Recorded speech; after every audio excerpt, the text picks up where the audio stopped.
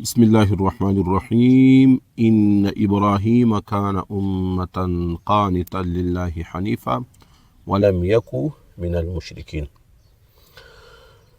په تیر رکوع کې د مشرکین مکه چې کوم شرک و توحید انکار دی کوي، د رسالت انکار دی کوي، تحلیل ما حرم الله او دغه رنګه تحریم ما حلل الله، حرام شان دي څه ګرځول، حلال یې ګرځول، حلال شان دي څه ګرځول، حرام یې ګرځول، دارنګه خرابینې په دې کې څه وي هغه موجود وي. او سات سات دې دوام دا درلوده چې موږ پر ملت ابراهیمي باندې د ابراهیم علیه السلام پر طریقه باندې موږ څه کوو، عمل کوو. په نن په رکوع کې الله سبحانه وتعالی تفصیل ورته بیانوي چې ابراهیم علیه السلام هغه امام الموحدین، هغه ابو الانبیاء، هغه د توحید علمبردار و، هغه د الله سبحانه وتعالی د طاعات و عبادت څه کول، پابندي یې کول، هغه د شرک خلاف د یو امت درجه څه کول هغه درلوده. تی سیاست په شرک کې مبتلا یاست، تی په دنیا پرستی کې سیاست مبتلا یاست، تی حرام حلالوي او حلال څه کوي حراموي. د ابراهیم علیه السلام سره ستاسې نسبت تعلق هغه نسته. ابراهیم علیه السلام موحد، ابراهیم علیه السلام د الله مطیع فرمانبرداره د الله شکرګزاره بنده و. ستاسې ژوند د ابراهیم علیه السلام سره بالکل څه دی اپوزیټ دی، مخالف دی. د دې تفصیل الله سبحانه وتعالی څه کوي هغه بیانوي. الله پاک ارشاد فرمایي ان ابراهیم، بېشکه ابراهیم علیه السلام چې کان امتا، هغه فرد و لیکن حیثیت یې د چی درلودی، د امت درلودی. څرنګه فرد و حیثیت د امت درلودی، هغه معاشره چې هغه ګرد د شرک څه وه ښکار وه، ابراهیم علیه السلام د توحید علمبردار و، د شرک څه کوي مخالفت کوي. د امت درې ترجمې مفسرین څه کړي دي بیان کړي دي چې بعضې خلک په عربي کې شعر هم شته، لیس علی الله بمستنکر ان یجمع العالم فی واحد. الله سبحانه وتعالی لپاره ګران نه ده چې الله سبحانه وتعالی د امت صلاحیت استعداد هغه په یو فرد کې څه کړي راجمع کړي. ابراهیم علیه السلام امت په دا معنا باندې چې د توحید په باب کې، د رسالت په باب کې الله سبحانه وتعالی دا فرد ته د امت څه ورکړی، حیثیت ورکړی، صفات په دې کې څه کړي راجمع کړي. یا د امت معنا د مقتدا او د چا ده، د پیشوا ده. عبدالله بن مسعود رضی الله عنه د امت ترجمه کړې ده معلم الخیر، چې د خیر تعلیم د چا ته ورکوي، خلق ته ورکوي. نو ابراهیم علیه السلام امام الموحدین دی، ابو الانبیاء، چې څه نبیان راغلي دي په دنیا کې، هغه ګرد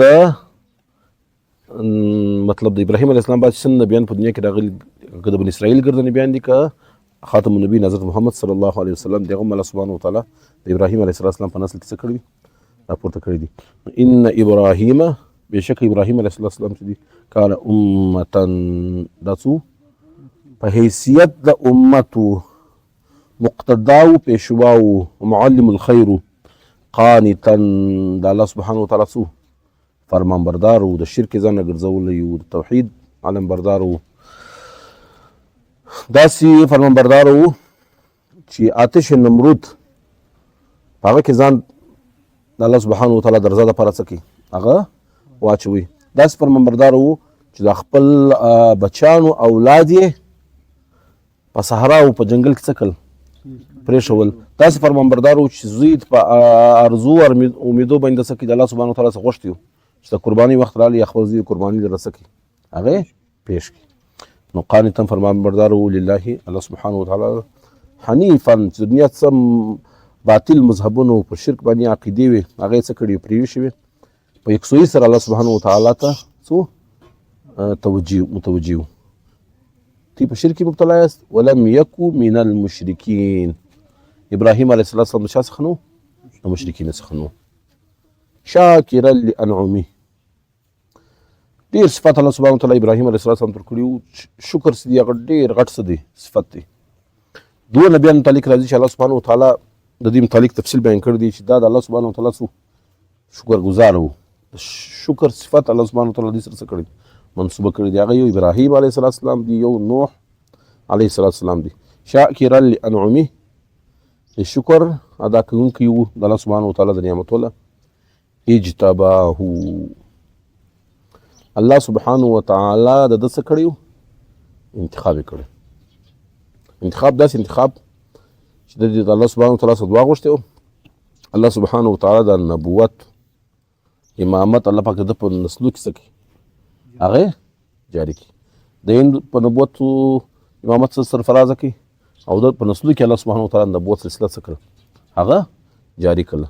په بني اسرائیل کې څومره نبیان راغلي دي هغه هم د په اولاد کې راغلي دي. خاتم النبیین حضرت محمد صلی الله علیه وسلم د په اولاد کې څه سوي دي؟ هغه راغلي دي.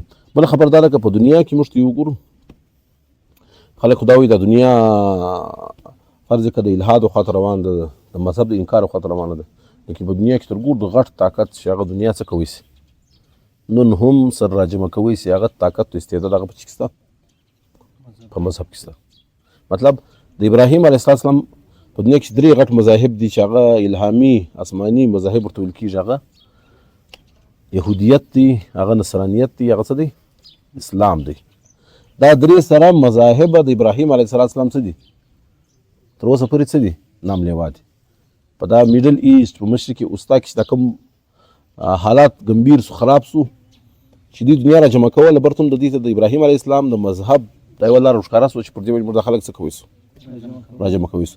چې دا ابراهامیک اکارډ ورته وایي چې په 2020 کې دا څه سوه؟ دې منعقده کړله. اگر چې هغه د کافرانو د انګریزانو د مغرب څه دی؟ یو سازش دی.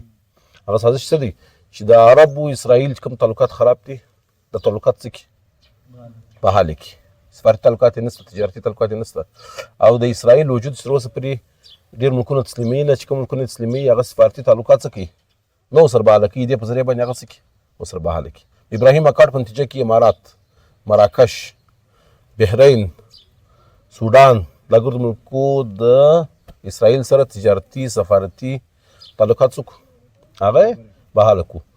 سعودي عرب هغه 2 سټیټ نیشن شرط ورته ایښی دی چې 2 ریاستونه څه کوي؟ تسلیم کړي اسرائیل فلسطین دواړه. زه هم سفارتي تعلقات څه کوم؟ ورسره بحاله کوم. اندرون خانه دغه ابراهامیک اکارډ په نتیجه کې پاکستان هم تر ډېره حده پر دې راضي شوی چې اسرائیل وجود څه کوي؟ تسلیم کړي. لیکن عوامي پبلیک پریشر هغه څه دی؟ هغه موجود دی. دغه د وجود دې څه نشي کولی پر عوامي سطح باندې د میډیا پر سطح باندې څه نشي کولی اظهار هغه نشي کولی. نو که د دنیا چې په اور کې په اور باندې سوځل کېږي که د هغه د بچاو نظریه او عقیده هغه راځي هغه هم برته څه راځي؟ هغه رنګ یو د ابراهیم علیه السلام د ابراهیمیک اکارډ په نامه دي څه کوي؟ اگر چې هغه د فلسطین خلاف یو سازش دی، اگر چې هغه د مسلمانانو خلاف څه دی؟ هغه یو سازش دی. لیکن هغه ما به الاشتراک د وجې دی څه کوي؟ پر یو نقطه باندې دنیا څه کوي؟ د راجمع کېدو کوشش کوي. نو اشتباه الله پاک دې انتخاب کړی وهداه او دته هدایت کړی وی له صراط مستقیم د سیدی لاره. واتیناه فی الدنیا حسنه. په دنیا کې الله پاک موږ ته حسنه ښه ژوند څه کړی؟ ښه ژوند څه؟ توحید عقیده ورکړی وه، نبوت او رسالت یې ورکړی و، رزق و مال یې ورکړی و، اولاد یې ورکړی و، فیاضت او سخاوت الله سبحانه وتعالی دته څه کړی و؟ هغه ورکړی و. د روح، د اخلاق، د ژبې، د سیرت پاکیزګي الله سبحانه وتعالی چاته ورکړی و؟ ابراهیم علیه السلام ته ورکړی وه. چې څه نعمتونه په دنیا کې موږ تصور کوو سوچ یې کړی الله سبحانه وتعالی هغه نعمتونه چاته ورکړي؟ ابراهیم علیه السلام ته ورکړي. او شاکرا لانعمه برته الله سبحانه وتعالی چې موږ نصیب کړی شکرګزاري مو الله پاک څه کړی و؟ نصیب کړی و. وانه فی الاخرة لمن الصالحین. او په آخرت کې هم د چا څخه؟ د صالحینو څخه. ثم اوحینا الیک ان اتبع ملة ابراهیم حنیفا. اوس خبر دا ده چې د شرک پر لار خلک روان دي او نوم د چا اخلي؟ د ابراهیم علیه السلام اخلي. د دوی ژوند د ابراهیم علیه السلام څخه بلکل څه دی؟ جلا دی. امت محمدي دا د ملت ابراهیمي اصل څه دی؟ پیروکاره دي. الله پاک وایي ثم اوحینا الیک یا موږ تاته وحي وکړ ان اتبع ته اتباع وکړه ملت ابراهیم د ملت ابراهیمي څه وکړه؟ اتباع وکړه. کوم ابراهیم علیه السلام؟ حنیفه چې هغه یکسو وکړ د الله سبحانه وتعالی څه کوي؟ عبادت یې کوي. وما کان من المشرکین. دا بیدار خې مشرکین مکه دي او دوی په شرک کې مبتلا دي. ابراهیم علیه السلام وما کان من المشرکین د چا څخه نو؟ د مشرکین څخه نو. انما جعل السبت على الذين اختلفوا فيه وإن ربك لا يحكم بينهم يوم القيامة فيما كانوا فيه يختلفون. بس خبر هذا إبراهيم عليه السلام أبو الأنبياء دي، جد الأنبياء دي. په يهوديانو کې د هفتې د ورځې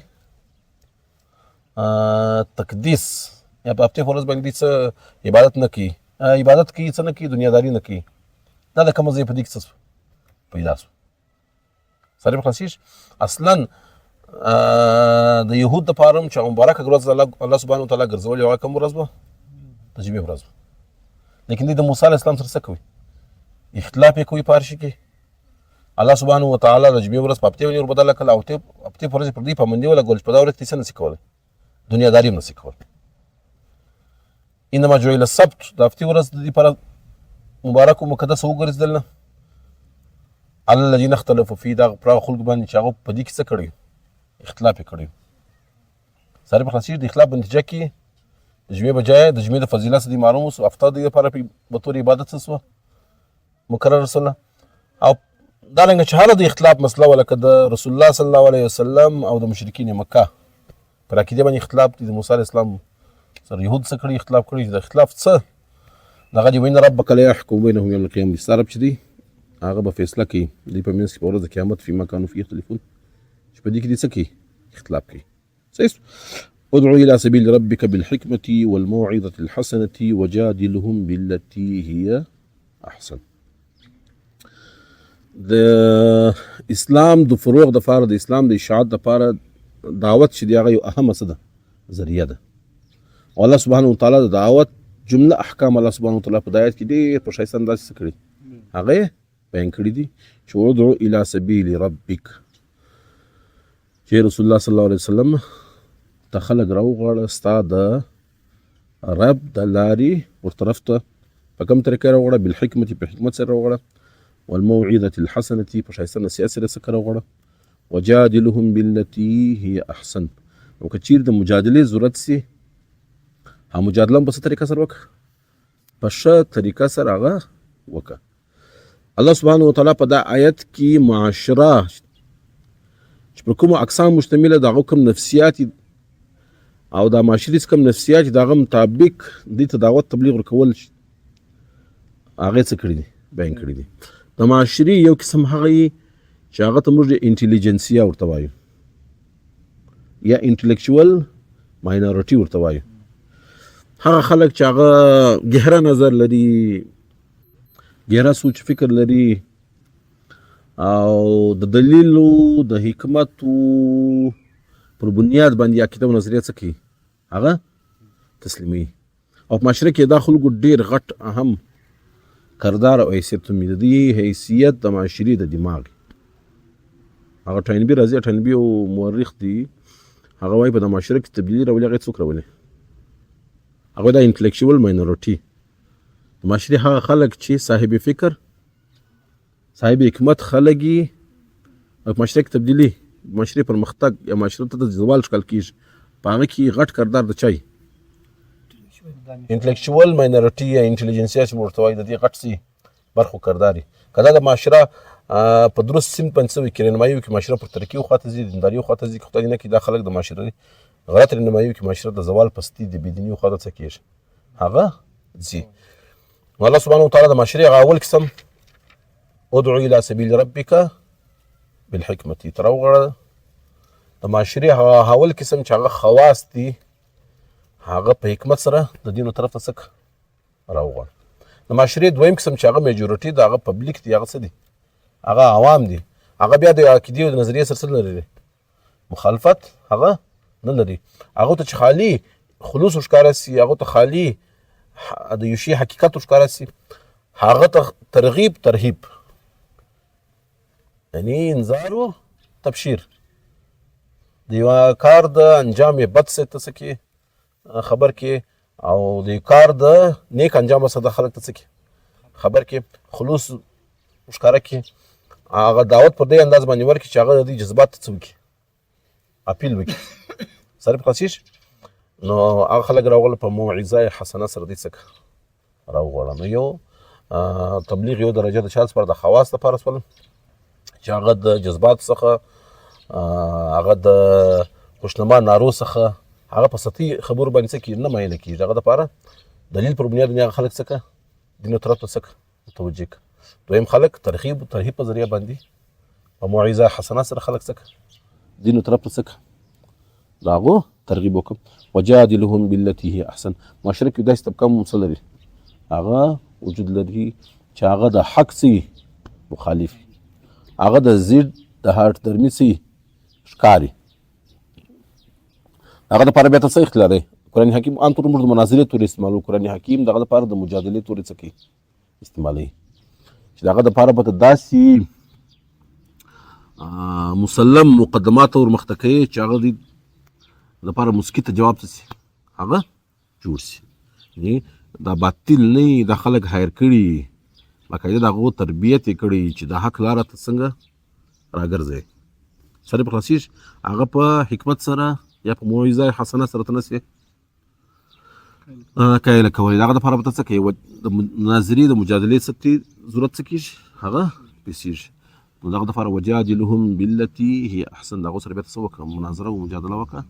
مناظرې تورې قرآن نه استعمالوي د کوم شي تورې استعمالوي مجادلې تورې استعمالوي لکه مجادله به په سمه طریقه سره کوي. وجادلهم بالتي هي احسن هغه په سم انداز کې څه کوي هغه استعمالوي. د انبیا علیهم السلام ته سخت خبرې سوي دي هغه سوي دي سخت الزامات پر دوی باندې سوي دي لګېدلي دي لیکن هغوی الزاماتو جواب دي په نرمه طریقه څه کړی ورکړي دي. مطلب د موسی علیه السلام متعلق راځي هارون علیه السلام موسی علیه السلام ته الله پاک وایي قول له قولا لینا.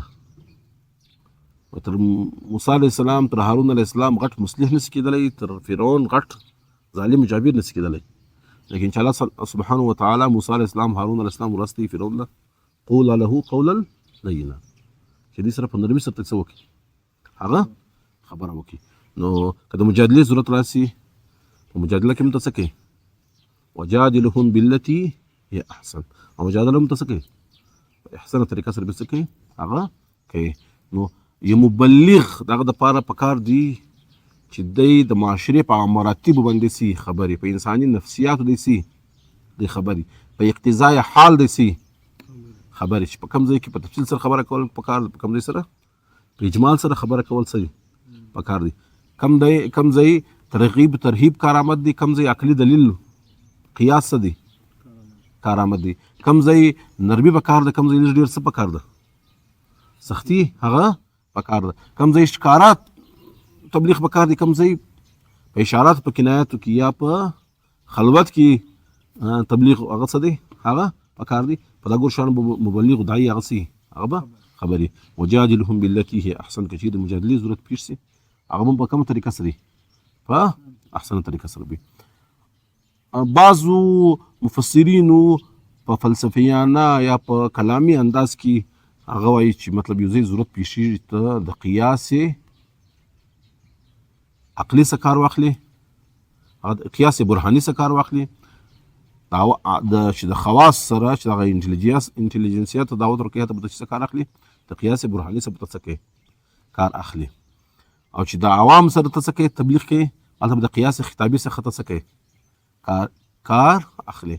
او چې یو ځای دارنګه څوک چې هغه ستا د دعوت څه دي څه منکر دي هغه ته ضد د هټ درمي سي ښکاري هلته به د قیاس جدلي څخه څه اخلي کار هغه اخلي. نو ان ربک هو اعلم بمن ضل عن سبیله ستا رب ډېر زیات څه دی خبر دی بمن ضل عن سبیله چې کوم خلک ګمراه سوي دي د الله د لارې څخه وهو اعلم بالمهتدین او الله پاک په هغه چا باندې هم خبر دی چې هغه هدایت یافته دي. وان عاقبتم فعاقبوا بمثل ما عوقبتم به. د دې آیت متعلق جمهور مفسرین دا وایي چې دا آیت مدني څه دی هغه آیت دی او د دې شان نزول په غزوه احد کې چې 80 صحابه رضوان الله عنهم مجمعین شهیدان سو چې هغه کې یو د رسول الله صلی الله علیه وسلم اکا مبارک حضرت حمزه رضی الله عنه د حمزه رضی الله عنه سره د رسول الله صلی الله علیه وسلم ډېر څه ګهره محبت او د مشرکین کفار ولر سوي حمزه رضی الله عنه د شهادت بعد غوږونه پزه هغه سره تېر سي نس یې ورسره په عربي کې مسله ورته وایي دی مسله کړی وایي رسول الله صلی الله علیه وسلم چې دا کیفیت ویل دي زړه یې ډېر څه وکړي درد وکړي او د بدلې احساس رسول الله صلی الله علیه وسلم کې راپورته شو چې زه به د مشرکین مکه چې د اویا مړي پراته دي د ګور څه به څه کوم غوږونو پزه به څه کوم پرې کوم دا به هم زه څه کوم مسله کوم. مطلب دا د بدلې احساس دا څه دی دا فطري څه دی یو عمل دی لیکن اسلام د انسان و احساس و جذبات و فطرت لام څه کړي هغه اصلاح کوي هغه د بدلې په وخت کې د بدلې ته اجازه درکوي. لیکن په دغه آیت کې دوه کیفیت الله سبحانه وتعالی ذکر کړي دي یو د بدله اخیستلو الله سبحانه وتعالی ته څه درکړي چې هغه په اصطلاح د سلوک کې هغه څه کېږي رخصت ورکول کېږي چې رخصت ته ستاسو سره ظلم سوی د هغو ظلم بدله ته څه کې هغه واخلي. دویم په اصطلاح د سلوک کې یو بل درجه راځي هغه دا د رخصت دی ان عاقبتم فعاقبوا بمثل ما عوقبتم به څومره ظلم سره سوی دی د عمره ته څه وکړه بدله واخله. دا په اصطلاح د سلوک کې د څه ول کېږي رخصت ورته ول کېږي. او ولئن صبرتم که ته څه وکړې صبر وکړې په اصطلاح د سلوک کې د څه ول کېږي عزیمت ورته ول کېږي چې ته بخښ و معافي وکړې د الله سبحانه وتعالی عزیمت زیات بهتره عمل بولي او که ته بدله واخلې بدله به څه جایز د څه لپاره اسلام عین دین فطرت دی هغه ساده احساسات جذبات هم څه کوي خیال ساتي. لیکن په بدله اخیستلو کې شریعت د څه سره ګرځي د زیاتوب سره ګرځي. فرض که په یو معاشره کې یو سړی ظلم کوي هر مسلمان ذمه داري ده چې په ژبه ظالم راوګرځوي په لاس یې څه کړي راوګرځوي که نه یې په زړه کې د ظالم د ظلم څخه څه وساتي نفرت وساتي. اوس معاشره کې څه کېږي ظالم دی هغه ظلم شروع کړی دی څوک مخته کوي یې وګرځوي هغه کوچنی ظلم کوي یا کوچنی ظلم په غټ ظلم څه شي بدل سي بیا به غټ ظلم وکړي بیا خلک ورسې کورې ورسوسي سره په خلاصي شریعت د دې ته څه نه درکوي اجازه نه درکوي یا ورسې په کور کې پر غوټه کار وکړي باغ یې څه کړي ورکاټ کور یې څه کړي ورړنګ کړي د شریعت د دې ته څه نه درکوي اجازت هغه نه درکوي. ظالم چې کوچنی ظلم کوي د ګردې معاشرې د ګر قوم ذمه داري چې هغه ظالم د ظلم څه کړي راوګرځي بیا چې څونه ظلم کړی د هغه مطابق به ته څه ورکوي سزا ورکوي. په دا آیت مبارک یم چې رسول الله صلی الله علیه وسلم دا اراده وکړه چې زه به د اویا کسان مسله کوم الله سبحانه وتعالی د آیت څه کړي نازل کړي. رسول الله صلی الله علیه وسلم فورا هغه اراده څه کړه پرېښول پر رخصت عمل پرېښوي پر عزیمت یې څه وکړي عمل وکړي چې زه به یو کافر هم نه مسله کوم. اول اراده څه کړو چې هوا کافران به زه مسله کوم. رسول الله صلی الله علیه وسلم د آیت نازله سول فیصله یې وکړه قسم د کفاره یې څه کړه ادا کړه او مسله یو کافر هم زه څه نه کوم مسله کوم نه پر رخصت یې عمل نه کوي پر شي عمل وکړي پر عزیمت یې عمل وکړي. ان عاقبتم که تی بدلې اراده لرئ د بده اخیستلو فعاقبوا بمثل ما عوقبتم به بس بیا دومره بدله واخلئ چې څومره بدله سیس اخیستل سوی ده څومره تکلیف چې رسېدل سوی دي. ولئن صبرتم که تی که څه بدله نه واخلئ لهو خیر للصابرین دا بهتره د چا دپاره صابرین دپاره. واصبر وما صبرك الا بالله ته صبر وکړه دا ستا صبر د چا دپاره دی د الله دپاره دی. ولا تحزن عليهم ته پر دې باندې د حزن اظهار مه کوه ولا تقو في ضيق او ته غمګینه مه اوسېږه مما یمکرون په هغه شي سره په تنګي کې مه اوسېږه مما یمکرون چې کوم سازشونه دوی ستا خلاف کوي. ان الله مع الذين اتقوا الله پاک د هغه خلکو سره دی چې هغه څه کوي تقوا لار اختیاروي والذین هم محسنون او هغه نیکوکاره دي هغه محسنین دي. الله تعالی دې ماته او تاسو ټول ته پر دا ویلو اورېدل دا